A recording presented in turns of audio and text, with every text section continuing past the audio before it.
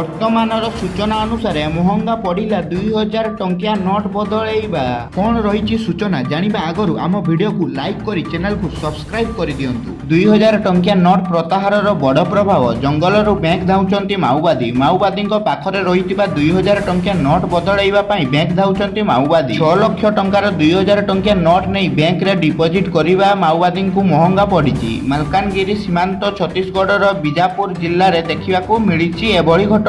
ସୂଚନା ମୁତାବକ 2 ଜଣ ମାଓବାଦୀ ସାଧାରଣ ବ୍ୟକ୍ତିଙ୍କ ବେଶରେ 6 ଲକ୍ଷ ଟଙ୍କାର 2000 ଟଙ୍କିଆ ନୋଟ୍ ବିଡ଼ା ନେଇ 11ଟି ବ୍ୟାଙ୍କ ଆକାଉଣ୍ଟରେ ଡିପୋଜିଟ୍ କରିବାକୁ ଆସିଥିଲେ। ତେବେ ବ୍ୟାଙ୍କରେ ପଇସା ଡିପୋଜିଟ୍ କରିବା ସମୟରେ ଗୁଇନ୍ଦା ସୂଚନା ପାଇଁ ବିଜାପୁର ଏସିପିଙ୍କ ନେତୃତ୍ୱରେ ଡିଆର୍ଜିର ଯବାନ 2 ଜଣ ମାଓବାଦୀଙ୍କୁ ଗିରଫ କରିବାରେ ସଫଳ ହୋଇଛନ୍ତି। ତେବେ 2 ମାଓ ନେତାଙ୍କ ଠାରୁ 6 ଲକ୍ଷ ଟଙ୍କା ଓ 11ଟି ବ୍ୟାଙ୍କ ପାସବୁକ୍ ଜବତ ହୋଇଛି।